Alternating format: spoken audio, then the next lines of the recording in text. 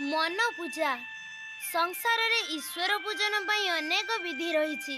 ତନ୍ମଧ୍ୟରୁ ଶ୍ରେଷ୍ଠ ପୂଜା ବିଧି ମଧ୍ୟରେ ମାନସ ପୂଜା ଅନ୍ୟତମ। ସଂସାରରେ ଯେତେ ବି ପୂଜା ଦ୍ରବ୍ୟମାନ ରହିଛି ଯଥା ସୁବାସିତ ଫୁଲ, ସୁସ୍ୱାଦିଷ୍ଟ ଫଳ, ସୁଗନ୍ଧିତ ନୀର, ଏସବୁ ଦେଇ କେବେ ଈଶ୍ୱରଙ୍କୁ ନିଜର କରାଯାଇପାରେ ନା। କାରଣ ଏ ପାର୍ଥିବ ଜଗତରେ ଯେତେ ବି ବସ୍ତୁ ଆମର ଦୃଷ୍ଟିଗୋଚର ହୁଏ ତାହା କେବଳ ଆଉ କେବଳ ସେହି ସର୍ବଶକ୍ତିମାନ ସର୍ବମୂଳାଧାର ପରଂ ବ୍ରହ୍ମ ବିଶ୍ୱନିୟନ୍ତାଙ୍କ ସ୍ୱହସ୍ତ ଶିଳ୍ପ। ତେଣୁ ତାଙ୍କ ସୃଷ୍ଟ ଦ୍ରବ୍ୟ ତାଙ୍କୁ ଦେବାରେ କିଛି ବି ମହନୀୟତା ଆମର ସମାଜ ଆଗରେ ଗଢ଼ି ଉଠିବ ନାହିଁ। ସଂସାରର ସମସ୍ତ ଦ୍ରବ୍ୟ ଯଦି ଈଶ୍ୱରଙ୍କ ପାଦ ତଳେ ଅର୍ପଣ କରାଯାଏ ତେବେ ବି ସେ ଭାବର ଠାକୁର ପ୍ରୀତ ହୁଅନ୍ତି ନାହିଁ।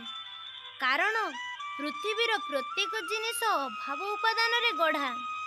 ଏଥିପାଇଁ ତ ଶାସ୍ତ୍ରରେ ମାନସ ପୂଜାର ବିଧି ରହିଛି, ଯାହା ଗଭୀର ଭାବ ଦ୍ୱାରା ହିଁ ସମ୍ଭବପର।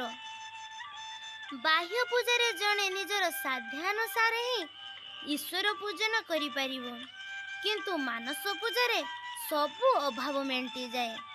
ଜଣେ ଭକ୍ତ ମନ ପୂଜା ବଳରେ ଅନାହତ ଚକ୍ରରେ ଅର୍ଥାତ୍ ଶତଦଳ ବିଶିଷ୍ଟ ହୃଦୟ ପଦ୍ମର କର୍ଣ୍ଣିକା ମଧ୍ୟରେ ମଣି ମୁକ୍ତା ରତ୍ନ ଖଚିତ ସିଂହାସନରେ ନିଜ ହୃଦୟ ଦେବତାଙ୍କୁ ଉପବେଶନ କରାଇପାରିବ।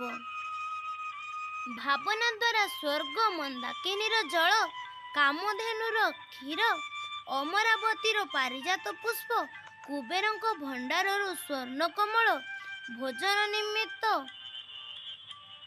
ହୀରା ନୀଳା ଖଚିତ ପାତ୍ର ଆଣି ଆରାଧ୍ୟଙ୍କ ପୂଜାବିଧି ସମ୍ପନ୍ନ କରିପାରିବ। ଏହା ହିଁ ତ ମାନସ ପୂଜାର ପ୍ରକୃତ ସ୍ୱରୂପ।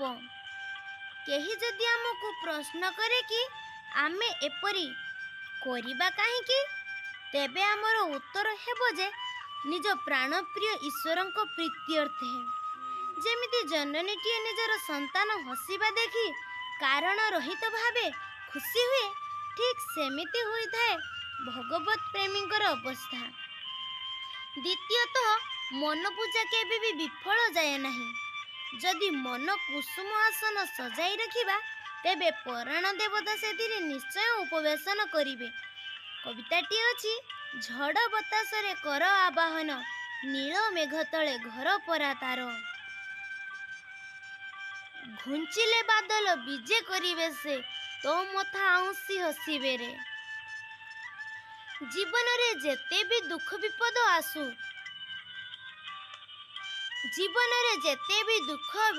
ଆସୁ ନା କାହିଁକି ତାଙ୍କ ପାଖରେ ପ୍ରାର୍ଥନା କରିବା। ଯେତେ ବି ପାପ କରିଥିଲେ ମଧ୍ୟ ଉଦ୍ଧାର ପାଇଁ ତାଙ୍କୁ ମନେ ମନେ ପ୍ରାର୍ଥନା କଲେ ସେ ସବୁ ସମସ୍ୟାର ସମାଧାନ ସଙ୍ଗେ ସଙ୍ଗେ କରିଦେବେ। କାରଣ ସେ ତ ନିଜ ଭକ୍ତ ତଥା ସଂସାରର ସମସ୍ତ ଦୁଃଖୀ ଦରିଦ୍ର ଓ ପତିତଙ୍କ ଉଦ୍ଧାର ପାଇଁ ବସିଛନ୍ତି। ହୃଦୟରୁ ସବୁ କଳୁଷ କାଳିମା ଦୂରେଇ ଯାଇ ହୃଦୟ ସ୍ୱଚ୍ଛ ହୋଇଗଲେ ସେ ପରମାତ୍ମା ପ୍ରେମିକ ଆସି ହୃଦୟ ଆସନରେ ବିରାଜିତ ହୋଇଯିବେ। ସେତେବେଳେ ଆଉ କିଛି ଭାବନା ରହିବ ନାହିଁ। ଜୀବନ କାଳରେ ଏହି ଦିବ୍ୟ ମୁହୂର୍ତ୍ତ ଉପସ୍ଥିତ ହେଲା ପରେ କେବଳ ଶାନ୍ତି ଓ ଆନନ୍ଦ।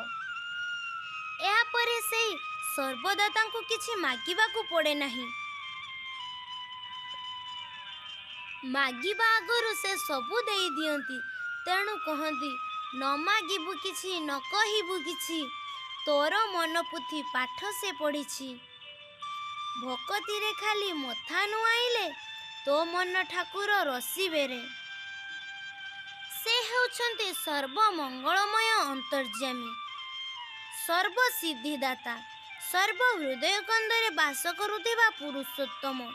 ତାଙ୍କୁ ଥରେ ହୃଦୟର ସହ ଭଲ ପାଇଲେ ଆଉ କିଛି ଆଶା ମନରେ ନଥାଏ। ଆମ ପାଇଁ ଯାହା ଆବଶ୍ୟକ ସେ ଆପେ ଆପେ ତାହା ବଢ଼ାଇ ଦିଅନ୍ତି। ଆମ ତରଫରୁ କେବଳ ସହୃଦୟର ସହ ଶ୍ରଦ୍ଧା ଭାବ ଭକ୍ତିରେ ତାଙ୍କ ପାଖରେ ମୁଣ୍ଡ ନୁଆଁଇ ସମର୍ପିତ ହୋଇଯିବାକୁ ପଡ଼ିବ। କାରଣ ତାଙ୍କ ପାଖରେ କିଛି ବି ଅଭାବ ନଥାଇପାରେ, କିନ୍ତୁ ସେ ଯେ ଭାବର ଭିକାରୀ। ସେଥିପାଇଁ ଠାକୁର ନିଗମାନନ୍ଦ କହିଛନ୍ତି, ମୋତେ ଟିକିଏ ଭଲ ପାଅ। ଭକ୍ତବତ୍ସଳ ଭଗବାନ ଭକ୍ତକୁ ସବୁ କିଛି ଦେବାକୁ ପ୍ରସ୍ତୁତ ଥାନ୍ତି, ମାତ୍ର ସେ କେବଳ ସ୍ୱଚ୍ଛ ଭାବ ଓ ପ୍ରେମ ପାଇଁ ସର୍ବଦା ଲାଳାୟିତ।